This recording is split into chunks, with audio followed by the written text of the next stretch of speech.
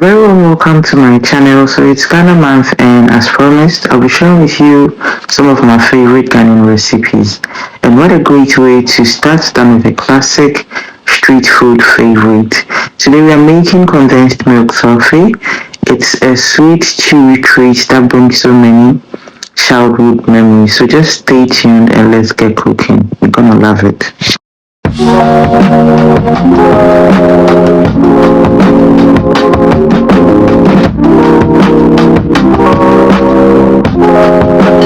These are the ingredients I'll be using for this delicious condensed milk toffee.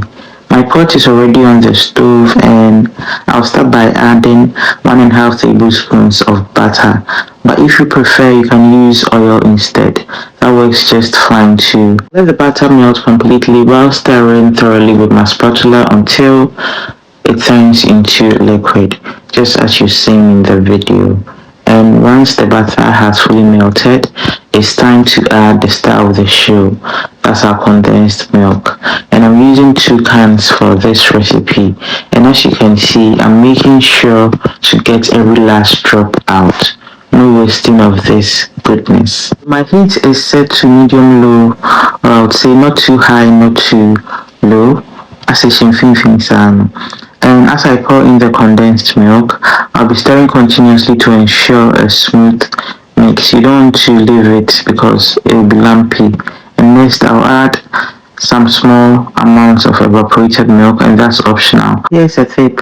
Always keep stirring as you add your ingredients, and this will help blend everything evenly and also prevent any lumps from forming. For extra flavor, I added a drop of vanilla extract and a touch of nutmeg. You can use cinnamon in place if you don't have. These 2 ingredients will take your toffee to another level. Now I'll keep stirring until the condensed milk fully combines with the melted butter. This process takes a little time, but trust me, it's worth it. And as you can see, the butter is slowly mixing with the condensed milk. As you can see, it's starting to foam. So at this stage, it's really important to scrape the sides and bottom of the pan while stirring. We want everything to cook evenly, so don't skip this step. At first, the condensed milk will look light and runny, but as you keep stirring, you'll notice that it's gradually changing color, just like what's happening here. And before I continue, a very warm welcome to all the new faces here. My name is Helen, and I share easy and delicious recipes that I know you would love.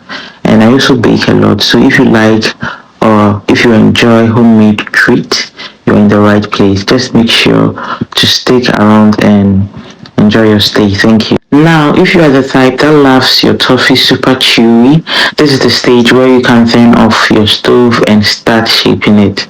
But for those of us that love that rich brown color and a slightly firmer texture, we will keep stirring for a bit longer until we get that perfect consistency. And as you can see, we're almost there. The condensed milk has thickened up beautifully, and after 17 minutes on low heat, our toffee is finally done. At this point, I'll turn off my stove and get ready to shape it. But just look at that beautiful color. The next thing to do is to lightly grease my cutting board with some oil. Now this helps prevent sticking.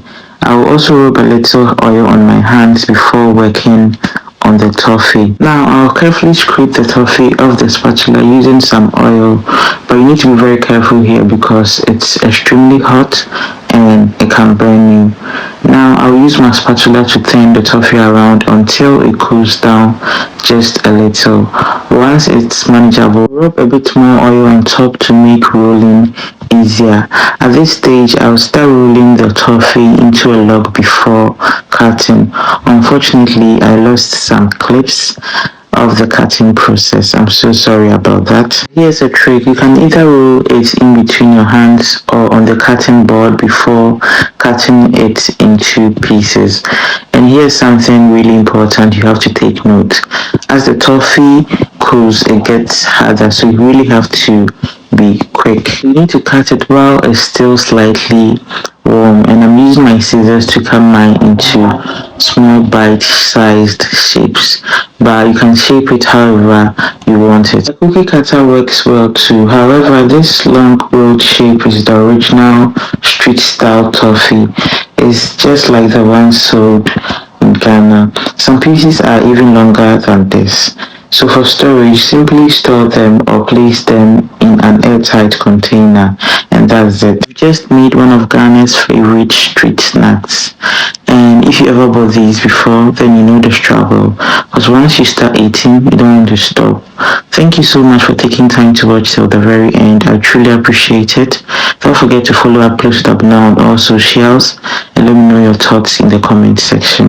We are keeping the Ghanaian recipes coming, so if you enjoyed this video, then please don't forget to like, share, and then subscribe, and stay tuned for the next upload. I'll see you in my next video, and have a blissful week. Bye bye. Don't forget to like and subscribe.